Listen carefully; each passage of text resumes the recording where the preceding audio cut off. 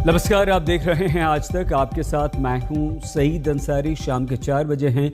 बेहद गंभीर खबर की जानकारी हम आपको यहां पर दे रहे हैं। हिमाचल प्रदेश के कन्नौर में लैंडस्लाइड के कारण सड़क पर बस समेत एक कार मलबे में दब गई है। आशंका है कि मलबे में कई लोग दबे हो सकते हैं। हालांकि रेस्क्यू के लिए वहां पर एनडीआरएफ की एक टीम पहुंच चुकी है, लेकिन पहाड़ से पत्थरों के गिरने का सिलसिला लगातार जारी है और लगातार पत्थर गिरने के कारण अभी तक रेस्क्यू का काम जो है वो बहुत तेज गति से नहीं हो पा रहा है। आईटीबीपी की टीम भी मौके पर पहुंच चुकी है। प्रधानमंत्री नरेंद्र मोदी और गृह मंत्री अमित शाह ने हादसे को लेकर हिमाचल प्रदेश के मुख्यमंत्री जयराम ठाकुर से फोन पर बात की है और पूरी मदद का विश्वास भी दिया है, भरोसा दिलाया है।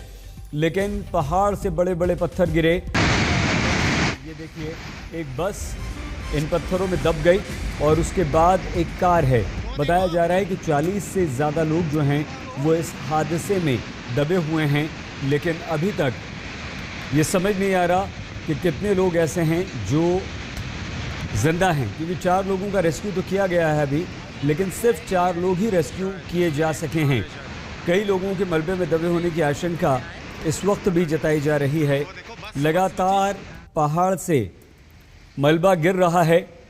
एनडीआरएफ की टीम में 25 सदस्य मौजूद हैं जो इस बड़े हादसे में लोगों को बचाने की भरपूर कोशिश कर रहे हैं। हालांकि जो गंभीर बात है वो ये कि 25 से 30 लोग लापता हैं। अभी तक कुल 9 लोग बचा लिए गए हैं। एक की मौत की खबर आई है और डराने वाली बात यह है कि अगर 25 से 30 लोग दबे हुए हैं तो उन्हें जल्द से जल्द निकालना बहुत ज़रूरी है। अगर वो नहीं निकाले गए तो बुरी खबर आ सकती है, लेकिन उन्हें निकालने का काम जो है वो युद्ध स्तर पर चल रहा है।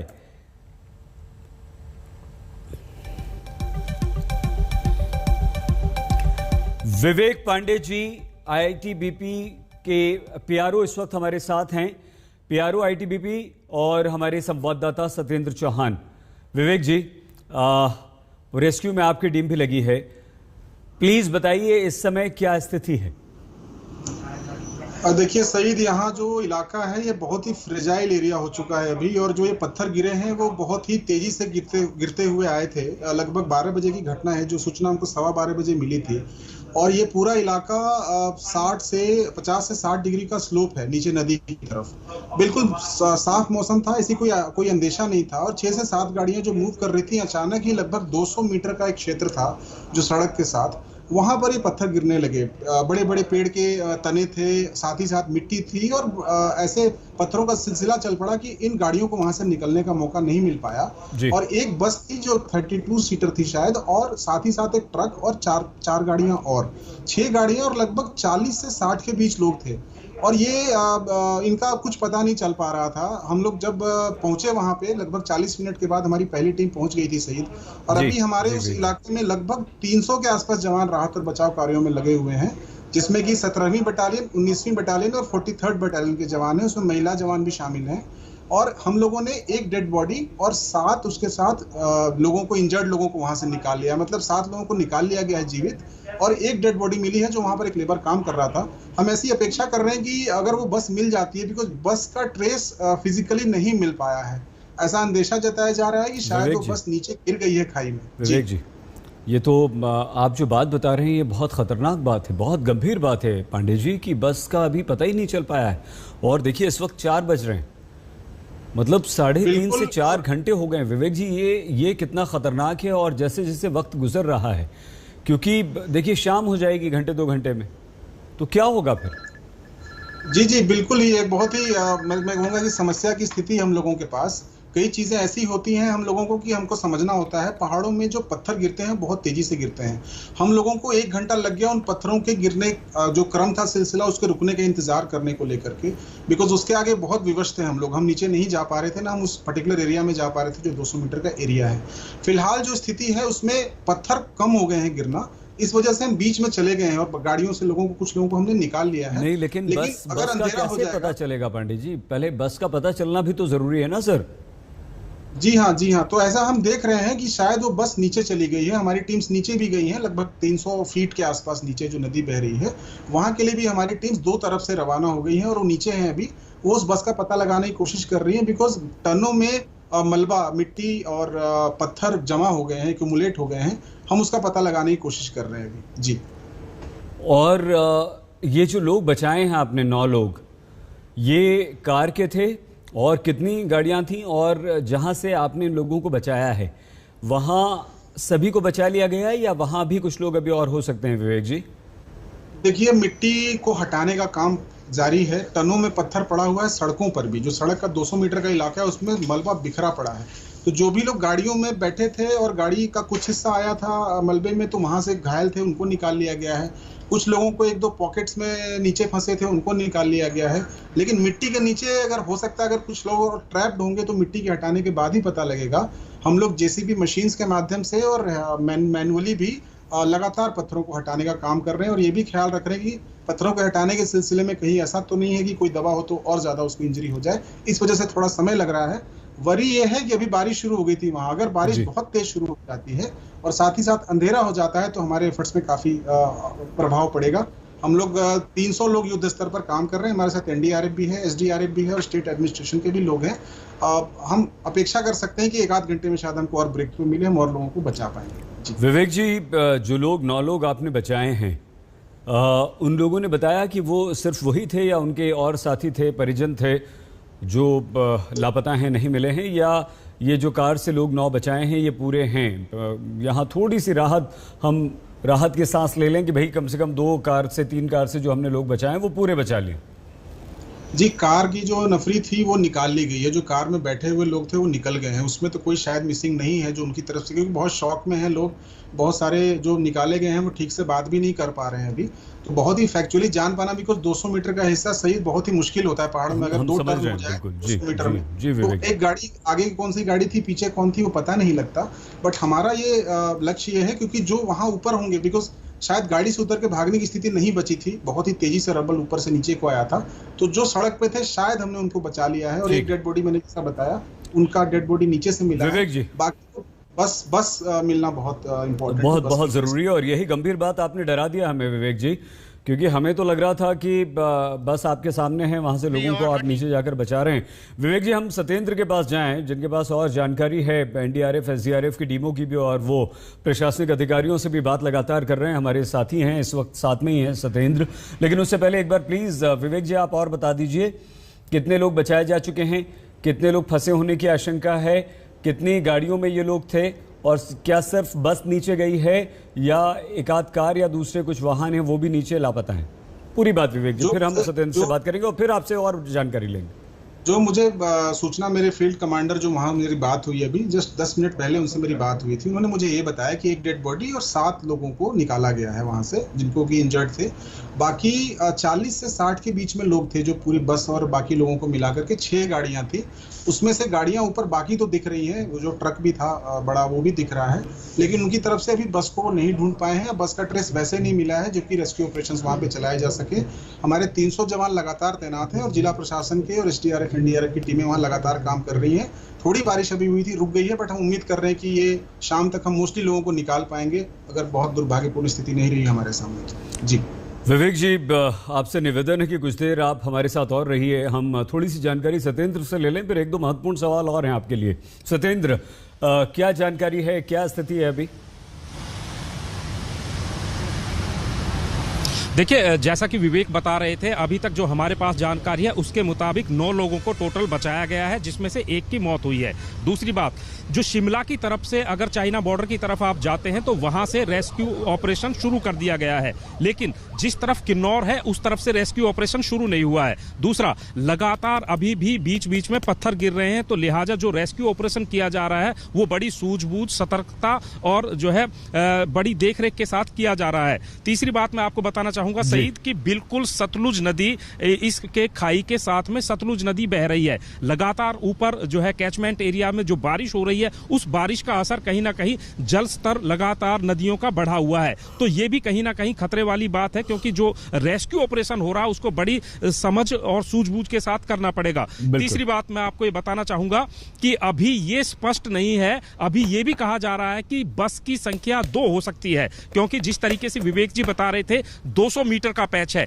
200 मीटर एक बहुत बड़ा इलाका होता है जिसमें ये जो है लैंडस्लाइड हुआ है। तो उसमें अभी जो ये भी कहा जा रहा है कि बस की संख्या 2 हो सकती है। अगर ऐसा है तो कहीं ना कहीं जान माल के नुकसान की जो है आशंका बहुत बड़ी हो सकती है, क्योंकि जिस तरीके से रेस्क्यू ऑपरेशन चलाने में अभी भी कहीं ना कहीं दिक्कतें आ रही हैं। और सबसे बड़ी समस्या यह है कि कुछ 1 घंटे बाद ये हिमाचल का एरिया है, पहाड़ी एरिया है, और इस इलाके में अंधेरा बहुत जल्द हो जाएगा। ऊपर से अगर बारिश हो जाती है, यहाँ पर बारिश होना कोई बड़ी बात नहीं है, कभी भी बारिश हो जाती है, बहुत छोटे से अंतराल के बाद में बारिश हो जाती है। तो ये रेस्क्यू ऑपरेशन के बीच में समस्याएं कहीं ना कहीं आ रही हैं, क्योंकि अभी भी पूरी तरीके से रेस्क्यू ऑपरेशन को सुचारू रूप से नहीं शुरू किया गया है, क्योंकि बीच बीच में अभी भी लैंडस्लाइड हो रहा है रुक रुक कर। तो यहाँ पर बहुत ही सावधानी, सतर्कता के साथ कहीं ना कहीं रेस्क्यू ऑपरेशन को अंजाम देना पड़ रहा है। ऊपर से सवाल ये खड़ा होता है कि जैसे जैसे समय बीतता जाएगा वैसे वैसे ये डर और बढ़ता जाएगा, क्योंकि जो लोग घायल हैं और जो बीच में फंसे हुए हैं उनके जो है कहीं ना कहीं उनकी जान का जोखिम और रिस्क लगातार बढ़ता जाएगा। तो कुल मिलाकर स्थिति एकदम तनावपूर्ण बनी हुई है, चिंताजनक बनी हुई है, और यहाँ पर रेस्क्यू ऑपरेशन पूरी ढंग से नहीं शुरू हो पा रहा है। ये कहीं ना कहीं एक बहुत बड़ी समस्या के रूप में सामने आ रहा है। सही सत्येंद्र, ये गंभीर बात आपने कही है। हम विवेक जी आपसे और बात करें, लेकिन उससे पहले कुछ ऐसी तस्वीरें हैं जो दिल को घबरा जाता है दिल। जयराम ठाकुर जी, मुख्यमंत्री हिमाचल प्रदेश के इस वक्त हमारे साथ फोन लाइन पर मौजूद हैं, हमारे साथ जुड़ गए हैं। ठाकुर साहब, क्या स्थिति अभी, किस तरह से आपका रेस्क्यू ऑपरेशन चल रहा है? अभी हमारा रेस्क्यू ऑपरेशन शुरू हो गया है। अभी 9 जो इंजर्ड है उनको निकाला गया है, वहां पे रेस्क्यू किया गया है। 2 लोगों की डेथ हुई है। तो अभी बाकी हमको जो सबसे ज्यादा दिक्कत आ रही है, तो वो दिक्कत एक ही बात की थी कि ऊपर पहाड़ से पत्थर गिर रहे हैं, कारण से रेस्क्यू में थोड़ा डिले जरूर हुआ, लेकिन अब हमारा रेस्क्यू ऑपरेशन हमारा शुरू हो गया। जी ठाकुर साहब, एक ही बस है नीचे या और गाड़ियां हैं? क्या उस बस तक आईटीबीपी, एसडीआरएफ, एनडीआरएफ के जवान हमारे पहुंच चुके हैं या अभी वक्त लगेगा? जैसे ही घटना घटित हुई तुरंत जो है आईटीबीपी, एनडीआरएफ की टीम मौके पर वहां पर पहुंची है, और सीआईएसएफ की टीम भी वहां पर पहुंची है, और इसके अतिरिक्त हमारी पुलिस की टीम भी वहां पर लगी हुई है। और रेस्क्यू ऑपरेशन में तो डिले कतई भी नहीं हुआ, बिल्कुल तुरंत शुरू कर दिया है। लेकिन उसमें मुश्किल सिर्फ एक ही चीज की है कि उस पॉइंट पर ऊपर से पत्थर गिरने के कारण जो है वो बहुत बड़ा खतरा था, उसमें डिले जरूर हुआ है। लेकिन अब सारी चीजें वहां पर रेस्क्यू ऑपरेशन की ठीक प्रकार से चल रही है। मैं उम्मीद करता हूँ जितने भी लोग फंसे हैं वो हम आज रात तक निकाल देंगे। जयराम जी, ये राहत की बात है, आप जो बात कह रहे हैं रात तक निकाल देंगे, लेकिन कुछ देर पहले बारिश हुई है और पहाड़ में जहां यह हादसा हुआ है किन्नौर में, वहां 1-1.5 घंटे में अंधेरा हो जाएगा। आपको लगता है मुश्किलें होंगी और तेजी से ऑपरेशन चलना चाहिए? थोड़ा चिंता का विषय है, लेकिन हमने इसके लिए थोड़े अरेंजमेंट किए हैं। वो अरेंजमेंट के हिसाब से हम कह सकते हैं कि मुझे लगता है कि ठीक हो जाएगा। रेस्क्यू ऑपरेशन बहुत तेजी से दोनों तरफ से हमने शुरू किया है। जी, आप जो लोग बस में हैं, जो लोग वहां पर फंसे हुए हैं, ठाकुर साहब, उनके परिजनों को इस समय क्या कहना चाहेंगे जो वो थोड़ा सा उन्हें ढांढस बंधा सकें, आप थोड़ी राहत दे सकें?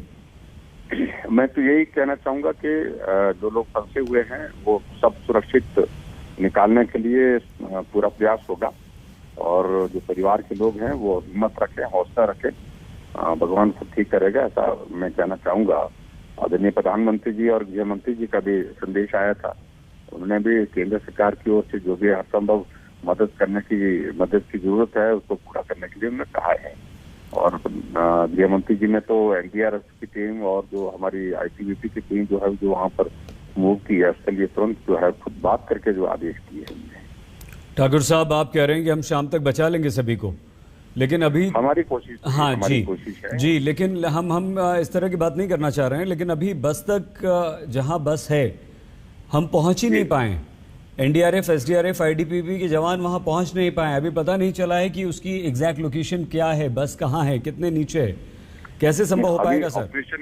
ऑपरेशन तो दोनों तरफ से शुरू हो गया है, दोनों तरफ से हमने शुरू कर दी है, मशीनें लगा दी हैं और टीमें आगे बढ़ रही हैं और मैं उम्मीद करता हूँ कि बहुत जल्दी वहां पर पहुंच जाएंगे। ठाकुर साहब, पिछले कई दिनों से हिमाचल में इस तरह से पहाड़ दरकने की खबरें हम लोग दिखा रहे हैं और 2-3 बड़े बड़े हादसे होते हुए बचे हैं। इन सब घटनाओं के मद्देनजर क्या आपकी तरफ से कोई दिशा निर्देश जारी किए गए हैं? वैसे दिशा निर्देश तो जारी हैं, लेकिन वो बारिश के कारण आमतौर पर ये सारी सिचुएशन होती थी। अब की बार ये घटनाएं बिना बारिश के भी होती, ये थोड़ा चिंता का विषय है और कहना बहुत कठिन होता है कौन से पॉइंट पर कब शुरू हो जाएगा ये इस तरह का लैंडस्लाइड और ये पत्थर गिरना। तो ये बहुत मुश्किल जैसे ही है, हमारे पहाड़ की मुश्किल है ये, लेकिन मैं उम्मीद करता हूँ कि आगे ऐसी घटना ना करें, भगवान करे। ठाकुर साहब, क्या आपके प्रशासन की तरफ से कोई इस तरह की बात सामने आ सकती है, दिशा निर्देश आ सकते हैं? क्योंकि लगातार इस तरह की घटनाएं हो रही हैं, पर्यटक पहुंच रहे हैं, ट्रैफिक लगातार है, आपके जो पहाड़ी रास्ते हैं वहां पर गाड़ियों की आवाजाही लगातार हमें देखने को मिल रही है। कुछ दिन लोग रुक जाएं, थोड़ा सा संयम तो हमने इस प्रकार से प्रयास किए हैं, कुछ जगह तो कोशिश की है। जहां हमको ज्यादा खतरा लगता है उन सड़कों पर तो हमने थोड़ा रिस्ट्रिक्ट किया है मूवमेंट को, लेकिन ये सड़कें तो बिल्कुल रूटीन की चलने वाली सड़कें हैं। कभी बहुत कम, बहुत रेयर चांसेस में ऐसी घटनाएं घटित होती थी। कोई हेल्पलाइन जो बसों में लोग हैं या बस में जो लोग हैं उनके परिजन, उनके रिश्तेदार अगर कोई जानना चाहते हैं तो कोई ऐसी हेल्पलाइन आपके सरकार की तरफ से, कोई ऐसा इंतजाम कि कम से कम उन्हें ये जानकारी दे दी जाए कि हम बचाने की कोशिश कर रहे हैं? इसमें ज्यादातर लोग वो स्थानीय लोग हैं वहाँ पर और डिप्टी कमिश्नर और SDM वहीं मौके पर वहीं पर और लोग उनके साथ सीधा संपर्क कर रहे हैं, सीधा संवाद कर रहे हैं। आपको उम्मीद है कि 1-2 घंटे में, शाम रात होने से, अंधेरा गहराने से पहले आप ये ऑपरेशन कर लेंगे ठाकुर साहब? जी। कुछ और इस समय आप कहना चाहते हैं आज तक पर? क्योंकि यही है कि ये सारा दुखद समाचार है हम सब लोगों के लिए, और लेकिन फिर भी उसके बावजूद जो सरकार की ओर से जो बेहतर पॉसिबल जो किया जा सकता है वो करने की हम कोशिश कर रहे हैं। और रेस्क्यू ऑपरेशन हमारा जारी है, ये रात भर जारी रहेगा जब तक हम पूरा वहाँ पर ये नहीं कर लेते हैं एक आदमी की जान को बचाने के लिए प्रयत्न नहीं करते हैं, तब तक हम वहाँ डटे रहेंगे, पूरा प्रयास करेंगे कि सबको सुरक्षित जितना निकाल सकते हैं वो निकालने की कोशिश करेंगे। जयराम जी, हम उम्मीद करते हैं, आशा ये कि एक व्यक्ति बचे, उसे बचा पाने पे में NDRF, SDRF, ITBP के हमारे जवान और आपका प्रशासन सफल हो। बहुत धन्यवाद आज तक से बातचीत करने के लिए। जयराम ठाकुर, मुख्यमंत्री हिमाचल प्रदेश के कहा कि युद्ध स्तर पर हमारा ऑपरेशन चल रहा है, एक व्यक्ति को बचाने के लिए टीमें लगी हुई हैं, लेकिन फिलहाल अब 2 मौतों की पुष्टि जयराम ठाकुर ने की है। हिमाचल प्रदेश के मुख्यमंत्री ने अभी तक 1 मौत की पुष्टि हुई थी और ITBP के PRO पांडे जी भी इस बात की पुष्टि कर रहे थे, लेकिन उन्होंने एक व्यक्ति को बताया था। 9 लोग बचा लिए गए हैं। विवेक पांडे जी भी हमारे साथ हैं, सत्येंद्र भी हमारे साथ हैं। बहुत छोटे से ब्रेक के लिए हम रुक रहे हैं। विवेक जी, कुछ और जानकारी आप हासिल कर लीजिए और निवेदन ये कि आप हमारे साथ रहिए क्योंकि राहत मिलेगी जिनके अपने इस हादसे में प्रभावित हुए हैं। देखते रहिए आज तक।